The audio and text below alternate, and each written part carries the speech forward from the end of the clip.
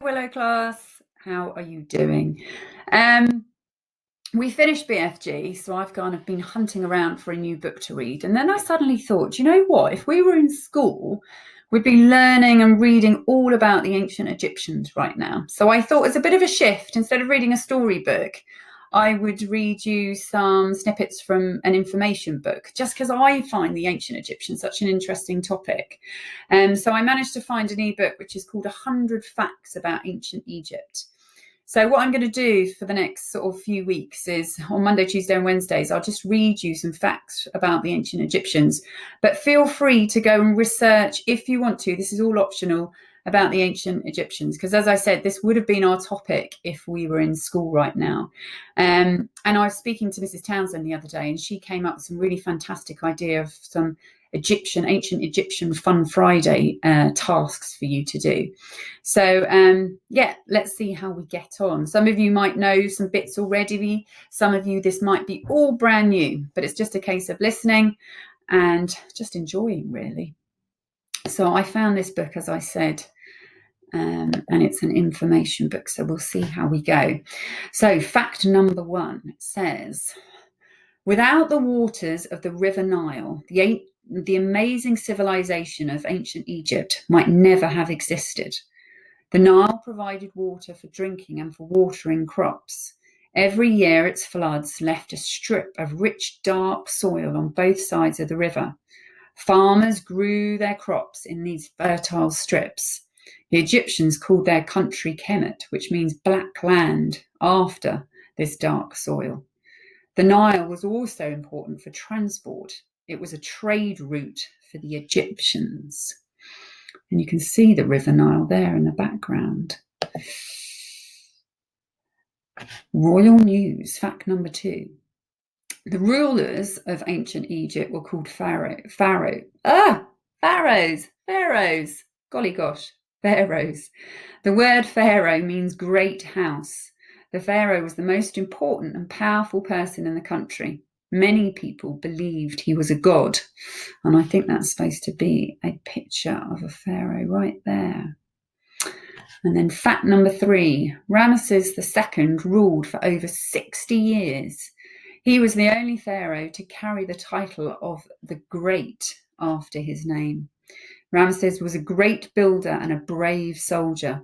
He was also the father of an incredibly large number of children, 96 boys and 60 girls. Oh my gosh, could you imagine having that many brothers and sisters? Number 4, the pharaoh often married a close female relative, such as his sister or half-sister. In this way, the blood of the royal family remained pure. The title of pharaoh was usually passed on to the eldest son of the pharaoh's most important wife. Oh, look, and then there's an I don't believe it. I don't believe it. On special occasions, women courtiers wore hair cones made of animal fat, scented with spices and herbs. The melting fat trickled down their heads, making their hair sweet-smelling and greasy. Oh, that doesn't sound very pleasant to me. Should we read a couple more? Powerful people. Now, fact number 5. Over 30 different dynasties ruled ancient Egypt. A dynasty is a line of rulers from the same family. Number 6. More than 7,000 years ago, people from Central Africa began to arrive in Egypt. They settled in villages along the banks of the Nile and around the Nile Delta. These villages formed the 2 kingdoms of the Upper Egypt, the Nile Valley, and Lower Egypt, the Nile Delta. And you can see here a timeline. So if you've got time, you could always pause me and actually have a look at that. See if I can move myself out of the way so you can see. Number 7. The history of ancient Egypt began more than 5,000 years ago. The first period was called the Old Kingdom, when the Egyptians built the Great Pyramids. Next came the Middle Kingdom, and finally the New Kingdom. Number 8. Officials called viziers helped the Pharaoh to govern Egypt. Each ruler appointed 2 viziers, one each for Upper and Lower Egypt. Viziers were powerful men. Each was in charge of a number of royal overseers.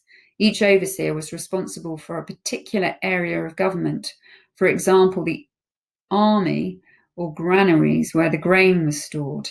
The Pharaoh, though, was in charge of everyone. Another I don't believe it.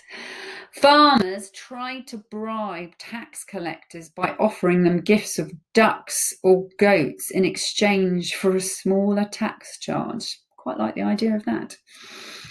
Let's see. Should we go on a little bit more? Should we do up to number 10? Should we have 10 facts today?